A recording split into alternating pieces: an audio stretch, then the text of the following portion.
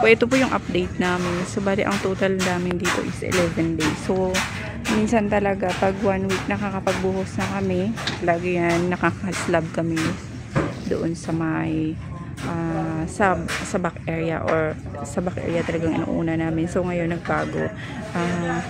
Pinagsabay na namin yung dalawa. So, sa 11 days na yun, so parang kung isuma total mo, same din. 1 week nakakapagbuhos. So, kagaya ng kahapon yung naiwan na dyan. So, ayan, okay na siya.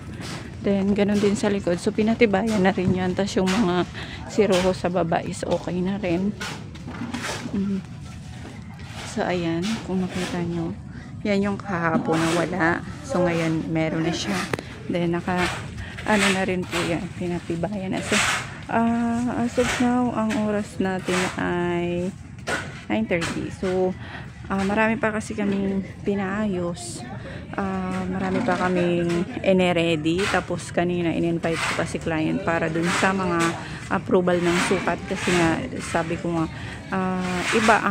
iba pag nasa drawing lang kaysa dun sa actual. So, kailangan ko talagang papuntahin si client para po makita niya ng actual yung magiging outcome.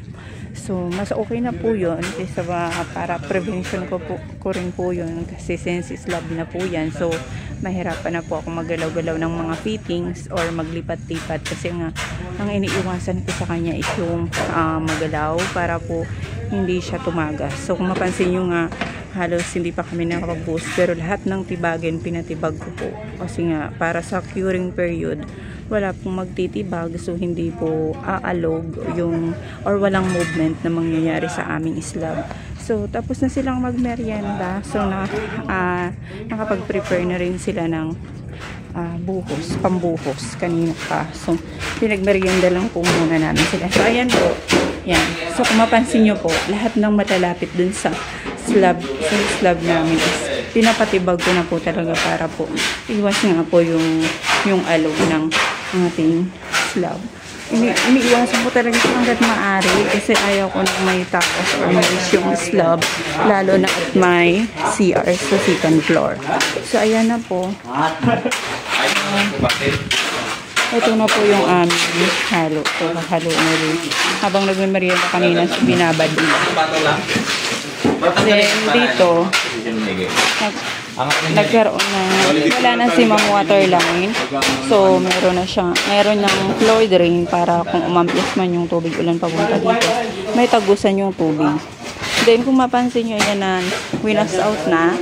Then yung mga ilalim na makikita nyo yan na may mga bato, yan. May mga kalang na bato. So ayan, yan po yung ginagawang spacer, yan yung mga bato, para po hindi dumikit yung bakal natin sa formas, para pag alis ng formas walang bakat ng bakal sa ilalim. So ayan po, ito yung sa terrace. So ang pwesto nila ma'am is nakaharap sa court. So ayan po. Then dito sa back, meron kasi dito si ma'am, CR, yung open area. So ito yung pina-approve ko kanina kay ma'am, since magkakaroon ng hallway, then liliban ng ganun, then pinto ng CR, then CR to, then yun, parang balcony dito sa likod, then open space. Kasi parang gusto nila ma'am, open lang din yun, yan, grills lang, para po meron pa rin siyang ventilation galing taas, may liwanag pa rin, may hangin pa rin napapasok. So yung mga nakikita nyo yan, mga naka-prepared yan para sa floor drain dun sa labas.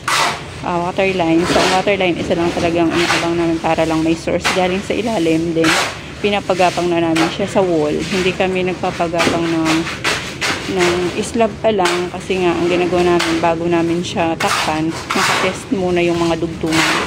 Yung mga naka-nailfix, tinitest muna namin bago siya takpan. So, ang ginagawa namin, kasi sa ngayon, hindi mo pa naman yan connect sa ilalim. Ang ginagawa namin, isang source lang, then, sa wall na kami magpapagapang para po matest talaga namin na wala siyang leak. So dito same din. So isang ilaw na ang nilagay namin para lang may source, kasi pagdating sa ilalim may kisame naman, so doon nga kami mag-ano ng mga source kung saan wala yung mga ilaw. Then dito, so yun nga po, ito yung CR, ito yung inagawa ng mount. Then doon area yung shower. ito po yung magiging hallway. Ayaw kasi nila nakatapat yung pinto ng CR sa hagdan. Kaya hallway, then liliban ng ganun ay yung pinto ng CR. So, yan na po yung ano namin. So, ngayon pagbuhos is yung dito na area to sa likod din na prepare lang po yung sakit. Yan na po. Tapos na kami magbuhos ng slab. Yung binabulo ulit. Ito yung sa front. Yung sa brace. Then, dito sa back. Na ano pa lang siya. Napantay. Ano kasi dito kanina, nag-stop muna dito kanina kasi nga nice yung doon kasi malalim yung buhos ano kasi yung buhos gumagalaw. So, napasok ko punta dun sa kasi ano lang, temporary. So, mahirap siya pagdating sa pag yung mga katabi mo is temporary lang, mahirap mag-ano ng forma. Kasi hindi mo talaga siya mahigitan kasi kaya naninisigurado ka talaga uulitin. So, ayan. Ito yung CR. Ayan, hallway. Open space. So, ito yung natapos. Ngayon, ito yung aming ikaan. Okay? Revision month, no? 11 days na lang. Kailan ka pumanto? Kailan ka pumanto?